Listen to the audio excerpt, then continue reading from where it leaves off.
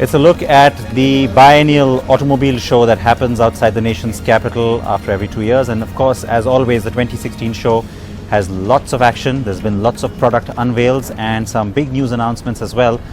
Of course, we've been here right through the day to bring you a wrap of everything you need to know from day one of the Auto Expo. Take a look at the big launches and the big highlights.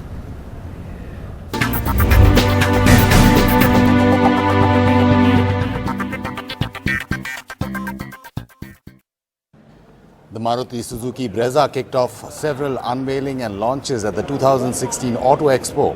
Maruti will announce prices when the subcompact SUV begins sales in March.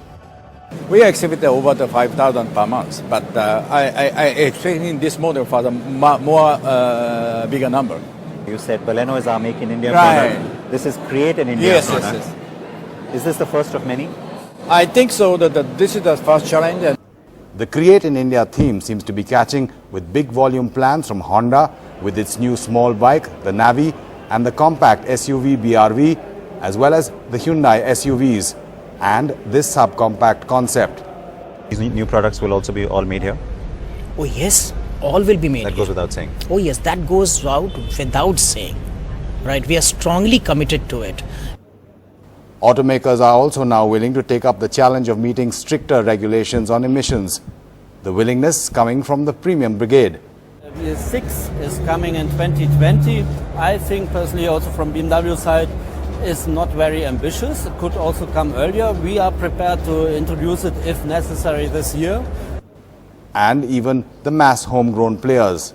In my opinion, in the vanguard here, and we are ready with all the answers. So yes, clearly it is ironic that there is a perception of our resisting. We are saying, throw us a challenge, and we will meet it. Tata Motors has already confirmed that it will be changing the name of this car since it now shares its name with a notorious virus. But it was too late to make that change for the Auto Expo, which is why you still see the Zika nameplate on this particular vehicle here. The new car with its new name will be launched now a little bit later, which means only around the end of March or the start of April. And there's also a surprise. There's the sedan version of the car as well that will arrive in India later on in 2016. At the Auto Expo grounds in Greater Noida with P.S. Balakrishnan, Ronak Shah and Pinaki Sil, Siddharth Vinayak Patankar, NDTV. Alright, so it's a contentious issue, one that the automobile industry has been talking about for some time now, and that is the fact that the government is bringing forward those emission norms that will kick in now in 2020 instead of 2024, where we go to the Euro 6 emissions cycle. You heard Anand Mahindra talking or referring to it over there in that story, but let's listen in a little more detail to exactly what Anand had to say. This is of course a company, remember Mahindra, which along with some of the other local players has been accused of trying to block or lobby against such a move by the government. Listen to what he had to say. When you talked about, there needs to be a certain push that's also a regulatory one. We're starting to see something happening now with the government talking about bringing forward emission norms and asking the fuel companies to also sort of, get with the program on that. And yet there's constantly this refrain about how, it's manufacturers like Tata and Mahindra who are opposing this or who are trying to stall it. That isn't true, because when you speak to Pavan, you get a different answer. Where's that coming from? I think it's a knee-jerk reaction. It's a presumption of a commercial motive coming first, and nothing. Unwilling to do this. Yeah, nothing could be further from the truth. Yeah. If you look at why did we buy Mahindra Reva? Because we thought it was going to give us a financial return in 1 year. Clearly not.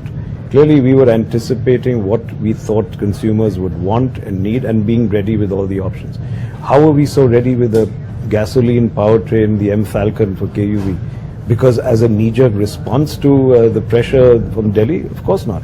We had clearly planned for that in the future. And the same thing goes for our 2-liter engines, which we are now ready to deploy in the NCR in Delhi. Those were part of our product plan, knowing that the world was heading towards more compact, fuel-efficient and environmentally friendly powertrains. So we have clearly been, in my opinion, I give huge compliments to Pavan and his team for having had scenario planning which envisioned all of this. So we are not being dragged kicking and screaming to the altar here. We are, in my opinion, in the vanguard here, and we are ready with all the answers. So yes, clearly it is ironic that there is a perception of our resisting. We are saying, throw us a challenge, and we will meet it. And the more impossible the challenge, the better for us. You forget. 2020 is that challenge. Yeah, exactly. And so fair enough. Somebody asked me, would it be better if it be phased out? Of course, it would be easier if it was staggered and so on. But if it's not, so be it. We'll meet the challenge and we'll do it. As I've always said, that the biggest challenge was just to survive. Maybe you're not old enough, but in the 1990s, the first question I was asked is, why are you in the auto business at all? Exit as quick as you can. Run for your life. So the impossible challenge there was just, can you survive? Today, we are still the dominant player in the SUV business, 25 years later. So as far as I'm concerned, meeting challenges is the way of life at Mahindra. We're not afraid of that. We welcome it. Mahindra emphatically stating there that it will meet that emissions norm challenge that the government might be throwing at the auto industry now with that 2020 deadline. Anand Mahindra, a bit of a celebrity in his own right, and of course was followed by a lot of people here today at the Auto Expo, but lots of celebrity sightings, and we managed to catch up with some of them as well.